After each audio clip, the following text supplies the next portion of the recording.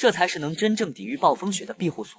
当一场巨大的暴风雪即将就要来临，杰克知道给他的时间真的不多了，而利用雪球灌木取暖不能解决根本的问题。当身体得到缓解之后，他现在必须要在天黑之前找到可以藏身的地方。正当他快要绝望时，眼前出现的一个巨石缝隙又让他看到了活下去的希望。他猜测这场雪可能会持续很久，而眼前2块巨石之间的缝隙就是非常完美的掩体。于是他放下了背包，决定将这里改造成一个能抵抗暴风雪的临时庇护所。等雪停之后再继续出发。如果此时你的家乡已经2年没有下过雪了，你就在评论区吱一声，我想看看今年哪里最暖和。现在的杰克已经能明显感觉到天已经黑下来了，他知道必须要加快速度。在寻找到一些可利用的树枝之后，他就回到了庇护所。现在的雪已经开始变大了，杰克没想到暴风雪比他想象中来得更快。为了能顶住今天的极寒夜晚，他要在庇护所里面搭建一个能取暖的壁炉。他将树枝砍成适合的大小之后，就开始用最原始的方法进行搭建。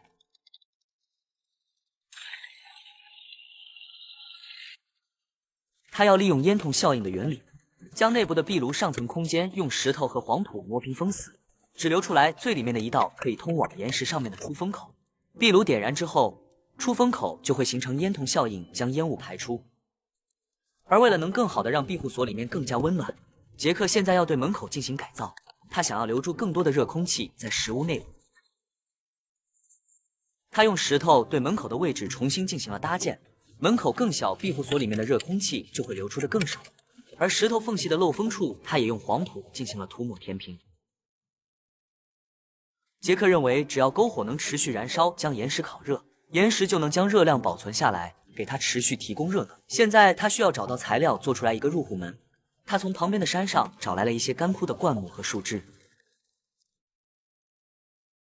然后用一根书包带将这些树枝绑在一起。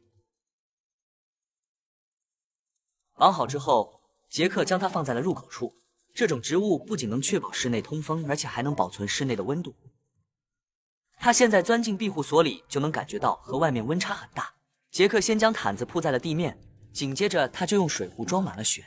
在这种天气下，淡水的资源非常丰富。现在外面的天已经黑了，看着熊熊燃烧的火光，他走进了庇护所。在篝火旁，他能感觉到温暖。杰克先将门关上，保存室内的热量。现在虽然外面天寒地冻，但杰克的岩石庇护所里却很舒适。守着炭火，他感觉到身体很舒服。经过1天的建造，他现在也要开始为身体补充体力了。这3根肉肠就是他今天的晚餐。能在这种极端的天气和环境下吃到一口热乎的香肠，他就已经感觉非常满足了。饭后，他喝了一杯热水，壁炉内的柴火在持续燃烧。虽然现在外面风雪交加，躲在壁炉旁的杰克并没有感觉到寒冷。现在的他非常需要休息。躺下来之后，杰克感受着壁炉带给他的温暖，很快的就进入了梦乡。